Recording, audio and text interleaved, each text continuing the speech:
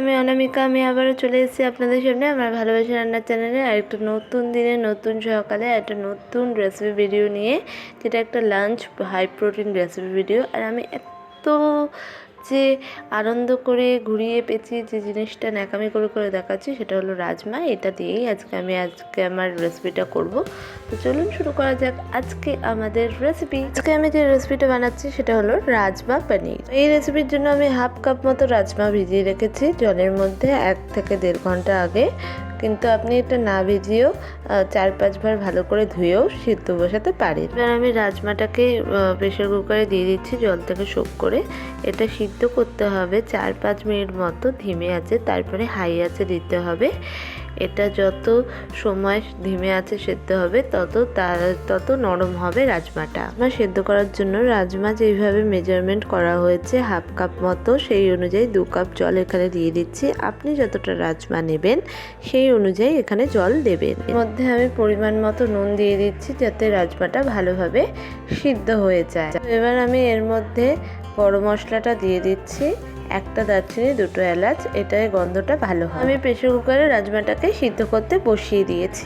যার আমি নিয়ে নিয়েছি, তার মধ্যে আমি একটা গোটা টমেটো দিয়ে দিচ্ছি রাজমাটার মশলা করার জন্য। এবার আমি মিক্সির মধ্যে দিয়ে দিচ্ছি 3টে মতো কাঁচা লঙ্কা, এটা আপনি আপনার পরিমাণ মতো। আমি এর মধ্যে দিয়ে দিচ্ছি 1 ইঞ্চি মতো আদা টুকরো টুকরো করে। সমস্ত মশলা আমার ভালো করে পেস্ট করা হয়ে গেছে, একদম মিহি করে।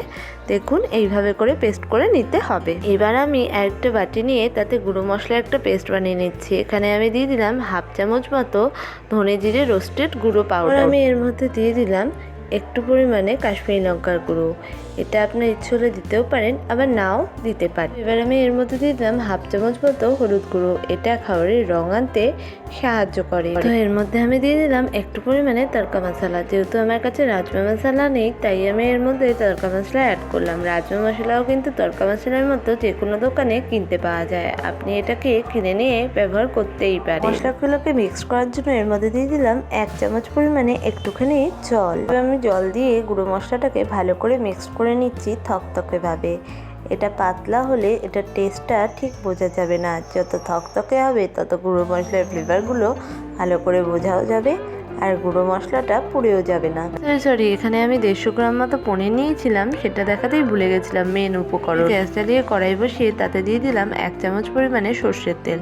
এই জায়গায় আপনি অন্য কোনো তেলও ব্যবহার করতে পারেন কিংবা ঘিও ব্যবহার করতে পারেন। সর্ষের তেল আমার গরম হয়ে গেছে। এবার আমি মিক্সিতে রাখা বাটা মশলাটা সম্পূর্ণটা এর মধ্যে দিয়ে দিলাম। এবার আমি বাটা মশলাটাকে তেলের মধ্যে ভালো করে নাড়িয়ে চাড়িয়ে কষিয়ে নিচ্ছি যতক্ষণ পর্যন্ত না এর কাঁচা গন্ধটা সঠিকভাবে বেরিয়ে যায়। দিয়ে দিলাম কিছুটা পরিমাণে হলো চিনি।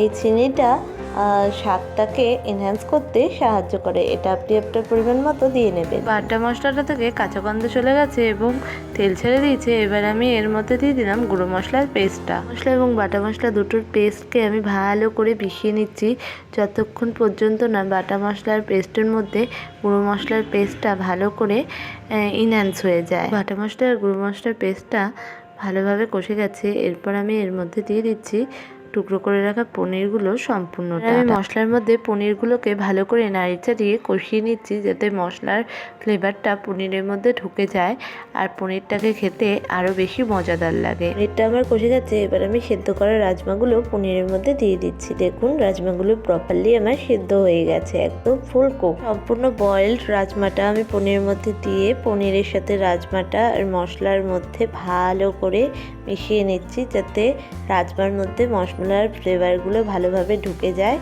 এবং রাজমাটা খেতে অনেকটা মজাদার হয়। পনির আর রাজমাটা মশলার সাথে মিশে গিয়ে ভালো করে কষে গেছে। এবার আমি রাজমা সেদ্ধর যে জলটা আছে সেটা সম্পূর্ণটা এর মধ্যে দিয়ে দিলাম। এর সাথে যদি আপনি আরেকটু জল অ্যাড করতে চান সেটাও আপনি করতে পারেন। তো আমি এবার রাজমা আর পনিরটাকে জলের সাথে ভালো করে মিশিয়ে নিচ্ছি যাতে এর মধ্যে জলের মধ্যে ফ্লেভারটা ঢুকে যায় আর এটা ভালোভাবে বয়েল হয়ে যায়। আমি এর মধ্যে দিয়ে দিলাম একটু পরিমাণ মতো নুন, এটা আপনি আপনার পরিমাণ মতো দিয়ে নেবেন। আমি রাজমা আর পনিরটাকে বয়েল হয়ে দিয়ে দিলাম আরও 10 থেকে 15 মিনিট মতো ধিমে আছে। 10 থেকে 15 মিনিট হয়ে গেছে। রাজমাটা আমার দেখুন এরকম বয়েল হয়ে গেছে এবং জলটা অনেকটা পরিমাণে শুকিয়ে এসছে আর গ্রেভি মতো হয়ে উঠেছে। তো এবার আমি এটাকে নাড়িয়ে নিয়ে আপনাদের কাছে ফিরে আসি। এবং সার্ভ হয়ে গেছে আমাদের আজকের রেসিপি রাজমা পানির। এবার আমি এটাকে টেস্ট করে দেখছি এটা কতটা ইয়াম্মি হয়েছে। এটা ভাত, রুটি, পরোটা সবের সাথে জাস্ট ইয়াম্মি লাগবে। এইরকম সমস্ত ইয়াম্মি রেসিপি পেতে অবশ্যই আমাদের চ্যানেলটাকে সাবস্ক্রাইব করে দেবে।